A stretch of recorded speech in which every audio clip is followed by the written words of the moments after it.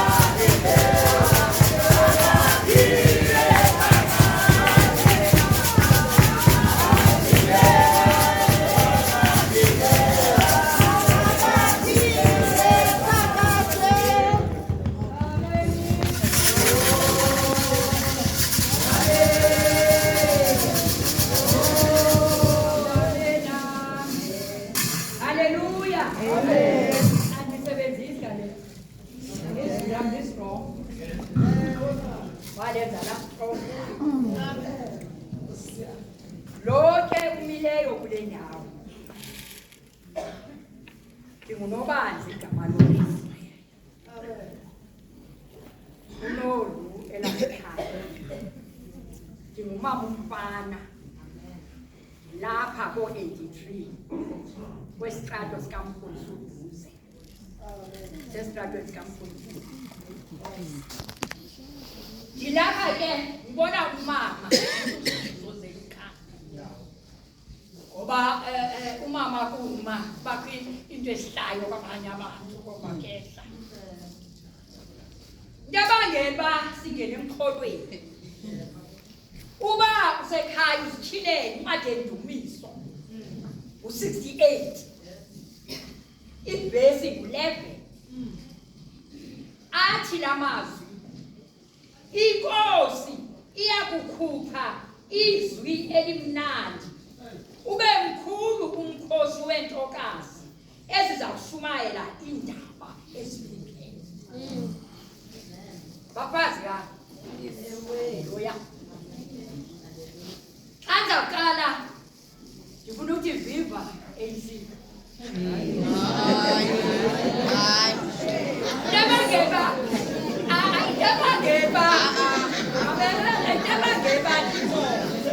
Viva ANC. Kulonyaka. Azawuqala ivoti.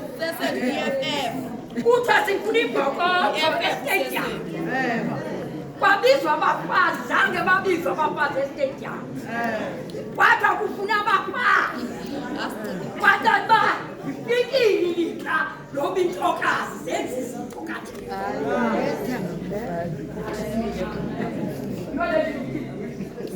Thandaziwe ke pha. Thandaziwe ngomama pha. Egama lenkosi. Xa lebhoti iphuma leyaka-94. Ngoba into ebangesa sivote kakhulu ku-94. Sabona le ndoda ihlele ethongweni ixesha elide. Yancamisa umzi wayo yonke into yaxaba abantwana yahlala. Kamudela inkosi yelolwazi. Egama lenkosi. Zeleke ilizwi likaThixo. Ilizwi likaThixo linamandla. Ilizwi likaThixo lidiliza zonke izinto. Ndebangela uThixo asithande. Wathi xa ezasenza wahlala ikhabinethi yezulu kwabathatha umoya noYesu ngoba uYesu ezalwa njengoMaria kudala ekhona ngenhlesa kwakhiwa ulungisa ilizwe kusemnyameni ithi iBhayibhile xa ufunda phakathi incwadi yemizekeliso sisibhozo uthetha phaya utyhilelwe uSolomoni okoba abone uYesu into wayenza ezulwini uthi pha ngexesha besenza ubawo ndandiyingcili. Haleluya. Amen. Afumana ilizwi lethu yale mina namhlanje uzothatha ixesha lide. Ilizwi salifumana phaa incwadi kaIsaya. Incwadi kaIsaya 65.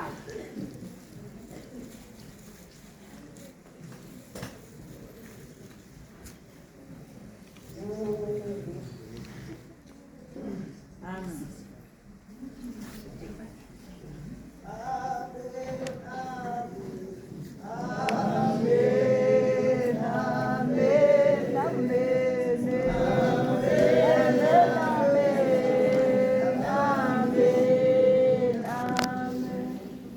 Haleluya. Amen. Athi ke amazwi kule ncwadi 65 17 athi amazwi ngokuba niyabona ndidala amazulu amatsha nehlabathi elitsha angakhunjulwa awokuqala angenyuki athi qatha ezinhliziyweni. Hayi yibani nemihlaba nigqobe nanini na yiloo nto ndiyidalayo ngokuba yabonani ndiyadala iJerusalem ukuba nigqobe nabantu bayo ukuba kube nemihlaba. Haleluya. La mazwi akakabikho uYesu ixela kuprofethi uIsaya. Lo profethi uxela okokuba ikhona into edalekileyo ikhona into egqityiweyo ezulwini. Haleluya. Egameni lenkosi bathandekayo ngoku lo mfo uqala ukubona izulu aliboniswe netroni yayo ukuze akholwe nale nto azayithetha egameni lenkosi. Uthi phaa ekuqaleni egameni sizalelwe umntwana sinikwe unyana ukuthethela kusesixhathini sayo. uThixo ngoku usixelela ngoba kukho lo mhlaba sihleli kulo kodwa uthi udalile izulu. Ndiqiniseka uba ligqityiwe ngoba into abangeka ndithi igqityiwe kwincwadi yezityhilelo uthi xa selifikile ixesha iza kuhla elizulu lidaliweyo lime lihambe noYesu ezombe esibhakabhakeni ezovusa abantwana bakhe abalele emangcwabeni ezothatha abantwana bakhe egameni lenkosi kwimbulaleko yonke egameni lenkosi. Xa ufunda laa ncwadi phaa kwincwadi yezityhilelo ithi iBhayibhile xa ezawuthetha uthi uYesu uThixo uYesu khawuxelele uJohane lungaboni ngamehlo ngoba uthi ukhutshwa amehlo akaboni. Umxelele okokuba makaxelele abakhonzi bam abalapha emhlabeni izinto eziza kwenzeka. Haleluya. Ngoba naye uthilo ke hambayo uthi zininzi izinto bendinonxelela kodwa bendingenazithwala zonke kodwa ubatha wafika umoya wenyaniso umoya ongcwele uzanifundisa. Haleluya.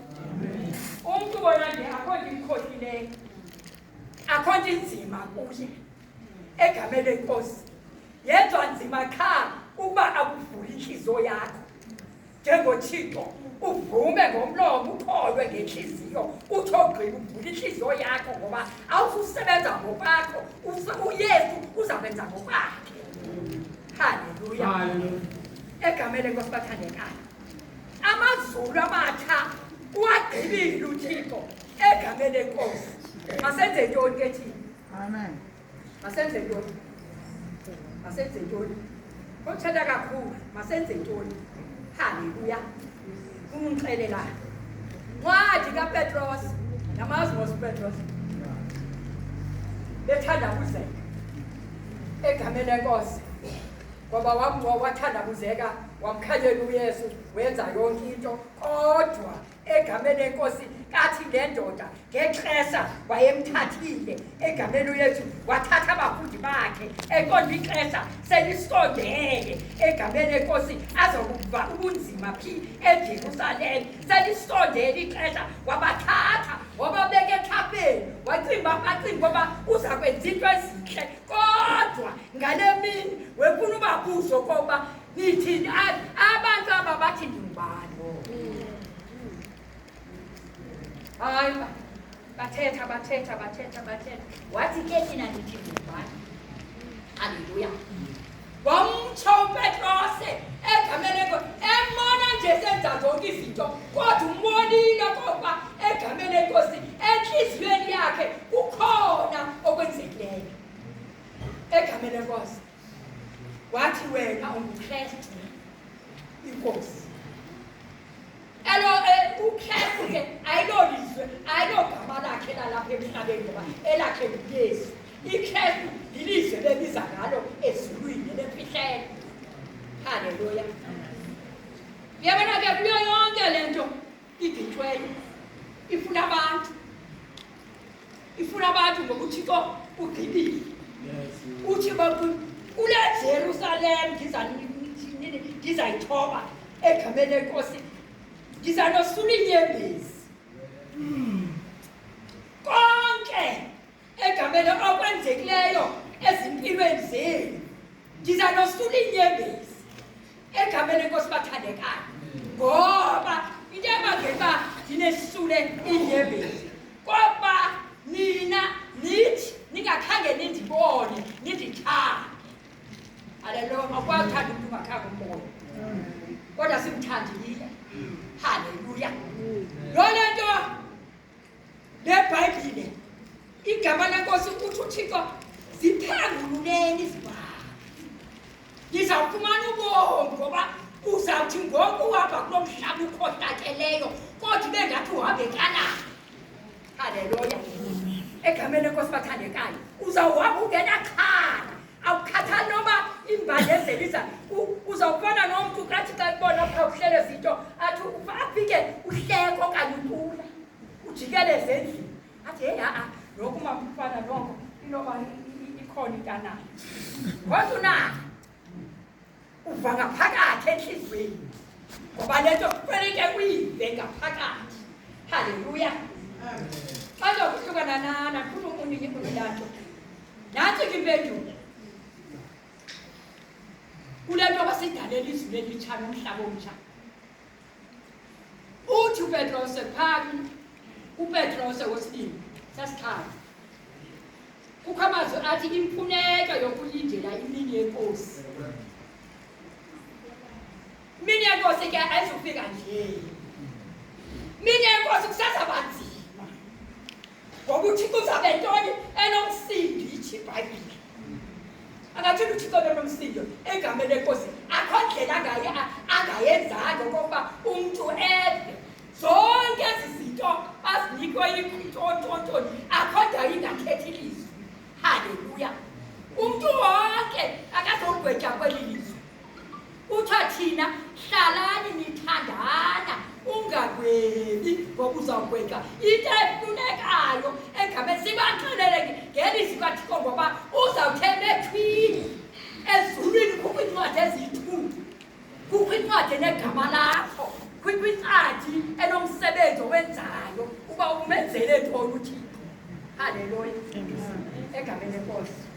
Ithi ke ezi zinto zonke ngoku zichithakala nje. Nimele ukuba ngabanjani na? Ngehambo ezingcwele nokuhlonela uThixo. Nikulindele, nikukhawulezele ukufika kwayo imini kaThixo. Eliyakuthi ngenxa yayo izulu lifakwe isikhulu, lichithakale, zithi neziqalelo zithe zinyibilike. Thina ke ngokwedinga lakhe silindele elitsha izulu nomhlaba omtsha apho ukulungisa kukhona. Haleluya. Silindelo. Hayi lali ndiyamsemncini kwakuhluthazo yethu wakwasigaba.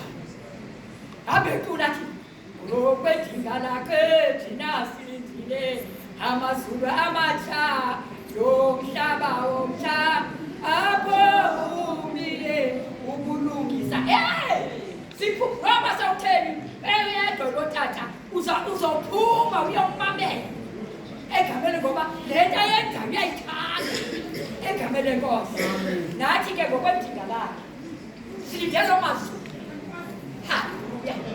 Funeka usebenzileke ngoba thina sisuswe kwinto enzima, sisuswe kwisono egameni lenkosi ebesibelidonga phakathi koThixo uba uThixo singakwazi uthetha naye. Lokhu idonga phakathi kwethu koThixo, kodwa uYesu uyenzile inzame egameni lenkosi wabheka emnqamlezweni. Xa esemnqamlezweni ukhwela lizwi lesine egameni lenkosi webheke esihogweni ayewunatha imiphefumlo yethu. Yes.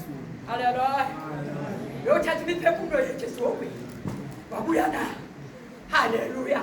Yona ndathi egameni lenkosi inene ndithi kuyo lo uthawaliva ilizwi lalowo wandithumayo akayiphi ekugwetyweni, uphumile ekufeni wangena ebomini. Sihamba kweli lizwi egameni lenkosi ubuyakholwa apha ebomini obungunaphakade nokuqiniseke ke egameni lenkosi ngoba eyethu impilo ibhaqa. Haleluya. Egameni lenkosi ixesha nje ungakhange usondeze kuThixo. Haleluya. Uzaba nobuthongo. Haleluya. Uzaba nobuthongo egameni lenkosi ungakhange usikhange ngoba eyethu impilo imveli ilapha kuthi egameni lenkosi. Imihla ngemihla yona nto bafundi bakhe xa bethatha baseGetsemane. Haleluya. Wababeka nje indawana wayefuna ukukhangela ukuba xa bengekho kancinci kuye bephaya bazawuthini na. Wazela uthi ke buya athi hlalani ke nilindile ngithandaza ukuze ningangeni phi ekuyini. Haleluya. Singo ba kemiba. Haleluya. Lento inzima silindele ngoku uburhulumente bezulu. Silinde uburhulumente bezulu. Siyabona egameni lenkosi masisilulamele ngoba silapha kweli lizwe. Bonke abalawuli yonke into siyilulamele egameni kodwa kugqityiwe uburhulumente bezulu. Haleluya. Apho siyakhona siyagoduka. Haleluya. Umuntu ngamnye angozeli ngoba Thobani sokusiqetha sikaThixo. Thobani likhangela iintonga zokhala ngoba ixesha eli lithi masikhangela iintonga zokhala egameni lenkosi ngoba sizabozela. Haleluya. Ezintweni zonke ke egameni lenkosi hlalani nithandaza. Yona nto ubumkani bakhe ekubeke emthandazweni. Ubumkani bakhe ubeke emthandazweni. Ubumkani bakho mabufike. Sithetha loo nto emthandazweni. Mabufike ikhona into esilindileyo lezulu egameni lenkosi apho athi egameni lenkosi konke kuzakwenzeka. Egameni nizawuhlala nazo lezilwanyana ezi zikhohlakeleyo zosuke uhlale ecaweni ngonyaka. Ingakwenzi uhlale ecaweni phindile lapha ecakwakho ngoba uzawujika zonke izinto. Ndiyayithanda ke ingoma yabantu abatsha bawukwazi Obufubebebekhala. Lapha basekwandela ayabuze. Sizawujikisa. Hallelujah. Thula mntana ukhalela. Sizawujikisa into thula mntana ukhalela. Hallelujah. Sizawujikisa. Hallelujah. Ingathi ngomhlala. Egameni lenkosi ngoba ithi iBhayibhile yafika ixesha uzothola ubuphezu kwendlu sokuhlala. Hallelujah. Amen. Nami uthembile uThixo wakho egameni lenkosi. Andazi abantu abathi egameni lenkosi ngoba uThixo befuna umsebenzisa kakhulu. Hallelujah. Ngoba akazogweba engalenzanga lento. Uthi ngexesha nami egameni lenkosi kusezabakho ukulamba kwabantu abatsha egameni lenkosi bangalambeli kutya bangalambeli into balambeli ilizwi likaThixo okuba mabalile. Hallelujah. Bazawulandelwa egameni lenkosi. Nathi eyona nto isenza senteka namandla ithi kusezakubonakala umahluko phakathi komntu omkhonzayo uThixo nongamkhonziyo. Hallelujah. Naphakathi komntu olilungisa nongendawo. Ongendawo sizamnyathela. Sitho simnyathelela lapha phakathi. Hallelujah. Egameni lenkosi. Ingathi ke nje zicebiso. Ingathi egameni lenkosi. Ungajiki. Ondela ujike izuthixo wakho. Hallelujah. Imihla ngemihla akunika amandla, akunike konke kulungile. Yabona ingathi itsomile kuba sizawukapha kwelizwe. Ingathi itsomo sizawuhamba uthi uYesu xa ifikile lexesha atizunixelela nam njengoba ndimthanda nje uthi noba wakandixelelanga kodwa ithi imihla ngemihla mhlawumbi izawufika ezinzulwini bobusuku. Hallelujah. Egameni lenkosi ubone kubhukubha ubone umlilo kodwa uyakholwa uzawutsiba phezu komlilo njenganamadoda edanisa noYesu eBhabheli. Uzawutsiba phezu kwayo. Nenikhole ningamyeki uThixo. Ixesha liphelile. Lonke ixesha lixelwe uYesu. Xa bebuza abafundi bakhe nizawubona sizawubona ngantoni bawuxasisa. Wathi nizawubona izinto ngezinto eningazange nazibona. Hallelujah.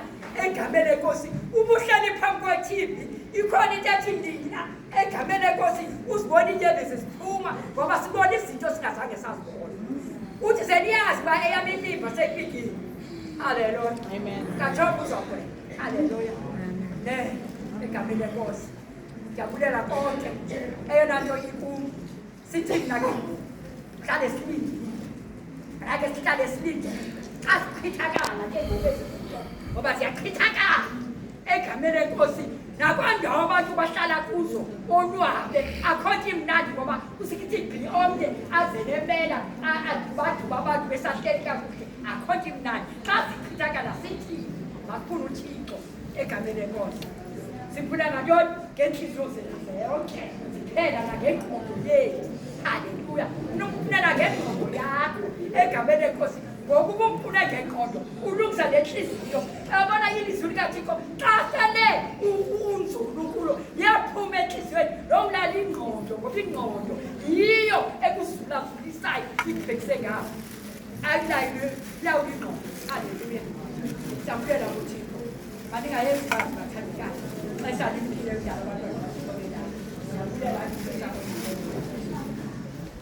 Hallelujah, hallelujah. Asikhoneni izandla mama wethu. Hallelujah, hallelujah. Sendile ke umzamo phezulu. Hallelujah. Nawucela ke siphakameni ngoku. Hallelujah. Sesiyavala ngokusigcine ngoku. Hallelujah. Sawube siphakameni songeni. Athi uTata Bishop ase ngaphambili uTata uDluthu azosifanela lenkonzo egameni likaYesu. Hallelujah.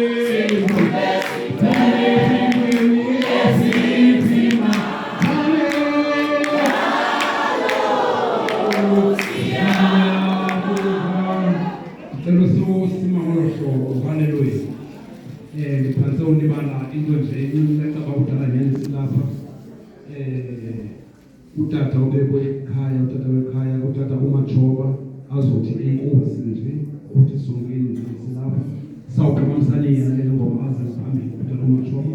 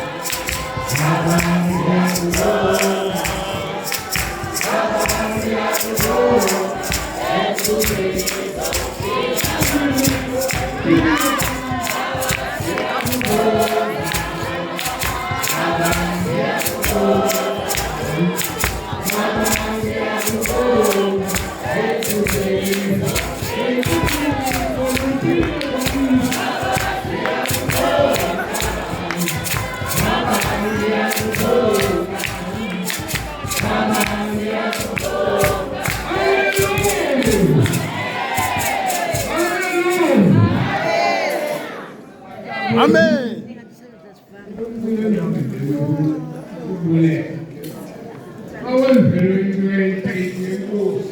Hey!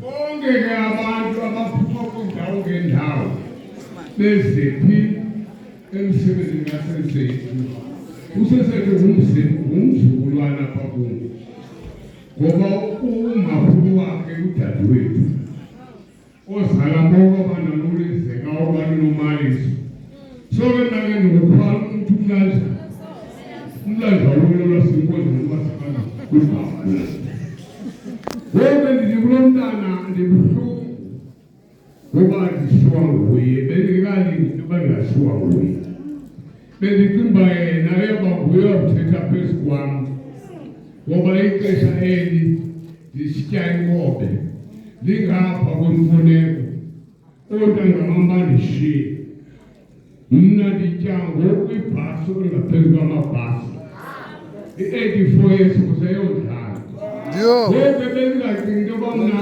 ndingathetha ngosesiteti bendiba nguye uthi tatekhulu usibekele indawo apho uyakhona kodwa ke ukufa soze ukwazi ukuthi uzawuthi mna ndawufa ngemini ethile ukufa kwathiwa ngasenta izembe libekwe kumna komdala ndisukuthi bonke abantu baphuma kundawo ndababulela ngomsebenzi kasese bangabenzela onto nakweminye imizi eyawudibhudlelwa yababona uba baninzi kwabantu jogwela mhlawumbi mna nokubhubhe mna nabana abantu abangaka abavusiisebenzi sukuthi ke ndithi enkosi ngongazenzisiyo nonke ngokulingana ngenxa yesu igama amen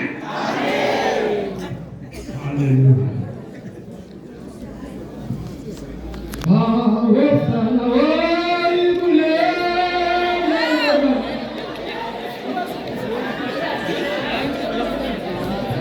lagi sepakamen dia ucap aku balen dengan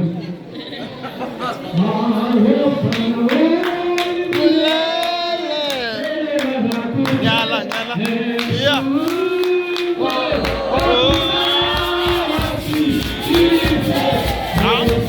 Apa?